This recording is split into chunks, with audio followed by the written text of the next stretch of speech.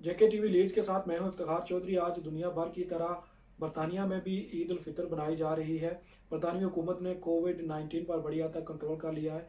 बेशुमार लोगों को कोविड वैक्सीन लग चुकी है और जो बाकी रह गए हैं उनको भी वैक्सीन बड़ी तेज़ी के साथ लगाई जा रही है।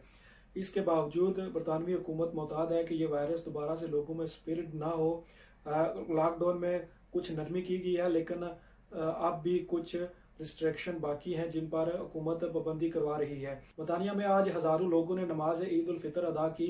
यहाँ लीड्स की सबसे बड़ी मस्जिद और बिलाल सेंटर में हज़ारों लोगों ने हुकूमती SOPs पर अमल करते हुए नमाज ईद उल फितर अदा की। यहाँ लोग ईद उल फितर की खुशी मना रहे हैं। वहीं किबला अव्वल मस्जिद अक्सा की सूरत हाल और गजा में मजलूम फ़लस्तीनियों की शहादतों को लेकर गमगीन और परेशान है। इस सिलसिले में लोग अपने मकामी MP को खतूत लिख रहे हैं और ऑनलाइन कैंपेन चला रहे हैं कि हुकूमत सरकारी सतह पर इस जुल्म और बर्बरियत के खिलाफ आवाज़ बुलंद करे और सरकारी सतह पर मजलूम फ़लस्तीनियों की हिमायत करे। कोविड-19 से कबल यहाँ बरतानिया में लोग ईदैन के मौका पर एक दूसरे की दावतें करते थे, फैमिली के साथ आउटिंग पर जाते थे और बारबेक्यू पार्टियाँ होती थी।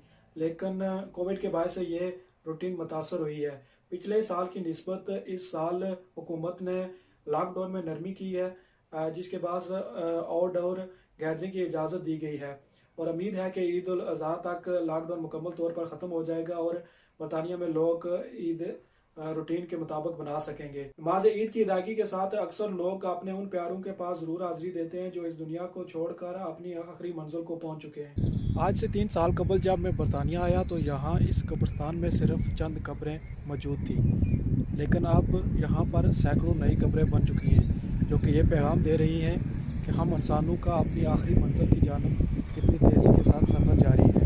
आइए अपने उन प्यारों को याद करें जो इस ज़मीन के नीचे दफन है और अपने उन प्यारों का ख्याल रखें जो इस ज़मीन के ऊपर मौजूद है और उन्हें हमारी तवज्जो की ज़रूरत है, ताकि जब हम इस दुनिया से जाएं तो हमें भी कोई याद करने वाला हो। उम्मीद है कि आपका आज का दिन अच्छा गुजरा होगा।